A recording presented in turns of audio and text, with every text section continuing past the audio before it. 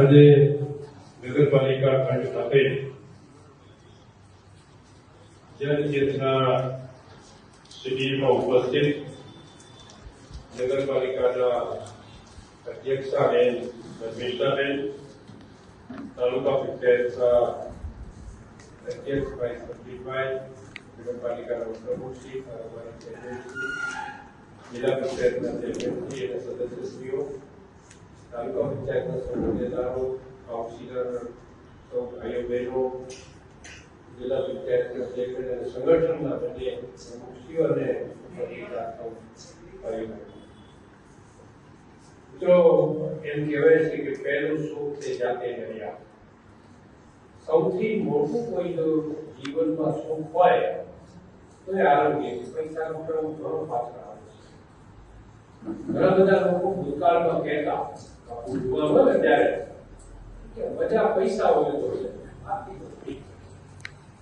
પછી જયારે ઉમર થાય મજા પડે ને ત્યારે એમ કે પૈસા નથી, શરીરનું સ્વાસ્થ્ય જેનું સ્વાસ્થ્ય સારું છે એના માટે સૌથી એ સ્વાસ્થ્યની જાગૃતિ માટે, ચેતના માટે સરસ મજાના સંકલ્પે જે કામ કર્યું છે. અને એ કામને જયારે વિદ્યાવાળું કામ તંત્રના માધ્યમથી થતું હોય ત્યાં બાળક થાય, વિશેષ આનંદ થાય અને એમનું પ્રોત્સાહન વધશે. એમને આવા પ્લેટફોર્મ પર આવીને એમણે જે કામ કર્યું છે, કદાચ એને કલ્પના પણ નહીં કે આવા પ્લેટફોર્મ ઉપર અમારા આ સારા કામનું સન્માન થવા જવાનું છે, અમને મોમેન્ટો અને સર્ટિફિકેટ આપવાના છે. એનાથી એમનો ઉત્સાહ વધશે. વધેલો ઉત્સાહ છે એ એમને વધુ કામ કરવાની પ્રેરણા આપશે. અને જો વધુ કામ થશે આરોગ્ય ક્ષેત્રમાં તો ચોક્કસપણે એનો લાભ આપણને સૌને મળશે, સમગ્ર સમૂહને મળશે.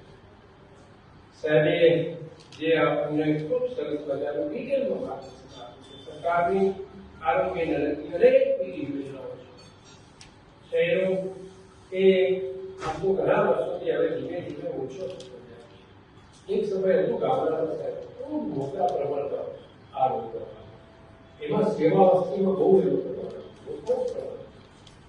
પણ એ ધીમે ધીમે ધીમે ધીમે સમગ્ર બધાના પ્રયત્નો, કારણ કે કોઈ પણ વસ્તુ છે જ્યારે સાર્વત્રિક પરિવર્તન લાવવાનું હોય ત્યારે કોઈ એક વ્યક્તિ કોઈ પરિવર્તન લાવી શકતો નથી સાહેબ.